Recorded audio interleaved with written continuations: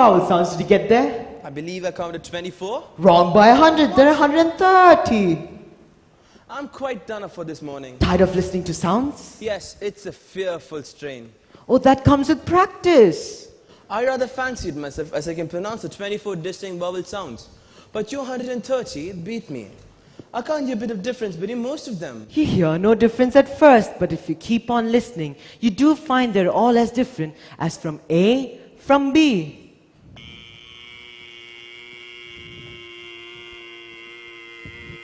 Mr. Higgins, What's the matter? there's a young woman who wants to see you, sir. Young woman? What does she want? Well, sir, she says you'll be glad to see her when you know what she's come about. She's quite a common girl, sir, very common indeed. I should have sent her away, only perhaps I thought you wanted her to speak into your machine. Oh, that's all right, Mrs. Pierce. Has she an interesting accent? Or something dreadful, sir. Good, really. let's have her in. Sure, in, Mrs. Pierce. Very well, sir, it's for you to I'll say. show you how I make my records. First, I'll put it on the Bell's Visible Speech and then Broadromic. Then we'll set her talking with a written transcript before her. This is the young woman, sir. Good morning, Professor. Oh, no. This is the girl I jotted down last night. She's of no use to me. I've got all the records I want of Lies and Grove lingo, and I won't waste another cylinder on that. Be off with you, girl. I don't want you. Be off with you. Now, don't be so sassy. You ain't know where I come for yet. Did you tell him that I came in a taxi? Nonsense, girl. What do you think? A gentleman like Mr. Higgins cares what you came in? Ow, we are proud. He ain't about giving lessons, not him. I heard him sigh so. Well, I ain't come here for any compliment, and if my money's not good enough, I can go elsewhere. Good enough for what? Good enough for you. Now, you know, don't you? I've come to have lessons, I am, and to pay for them too. Make no mistake. Well, and what do you expect me to say to you? Well, if you was a gentleman, you might ask me to sit down, I think. Don't I tell you I'm bringing you business? Pickering, shall we ask this baggage to sit down or throw out of the window? He calls it baggage when I'm offered to pay like any lady. What is it you want, my girl? I want to be a lady in a flower shop instead of selling at the corner of Tottenham Court Road. But I won't take me until I can talk more genteel. He said he could teach me, and here I am, ready to pay him, not asking for any five, and he treats me as if I was dead. What a foolish, ignorant girl you are to think you could afford to pay Mr. Higgins. Shana, I know what lessons cost as well as you do, and I'm ready to pay. How much? Now you're talking. I thought you'd come of it when you saw a chance of getting back a bit of what you chucked at me last night. You had a drop in, hadn't you? Sit down. Oh, well, if you're... I said sit down. Sit down, girl. Do as you're told. Don't you mind sitting down? Don't mind if I do. What's your name? Liza Doolittle? Eliza, Elizabeth, Betsy and Bess, they went into the woods to get a bird's nest. They found a nest with 4 eggs in it. They took one apiece and left 3 in it. Ha, ha, ha, ha. Mustn't speak with a gentleman like that. Well, I want to speak sensible to me. Come back to business. How much do you propose me to pay you for your lessons? Oh, I know what's right. A lady friend of mine gets French lessons for 18 pence from a rare French gentleman. You wouldn't have the face to ask me the same for teaching my own language, so I won't give more than a shilling. Take it or leave it. Well, Pickering, if you consider a shilling not as a simple shilling but as a percentage of the girl's income, it's equivalent to about 60 to 70 pounds. By George, it's enormous. It's the biggest I've ever had. 60 pounds? What are you talking about? Hold your tongue, girl. Hold your tongue. I ain't got 60 pounds. Don't cry, you silly girl. Sit down. Nobody's going to touch your money. Somebody's going to touch you if you don't stop sniveling. Sit down.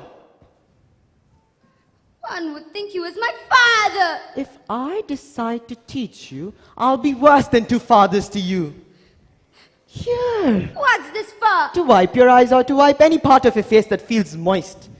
And do know that that's your handkerchief and that's your sleeve, if you do want to be a girl in a flower shop. It's no use to talk to her like that, Mr. Higgins. She doesn't understand you. Besides, you're quite wrong. She doesn't do it that way Hey, at all. give me the handkerchief and give it to me, not to you. That's it. Higgins, I'm interested. What about your boast you'd pass her off as a duchess in the embassy ball?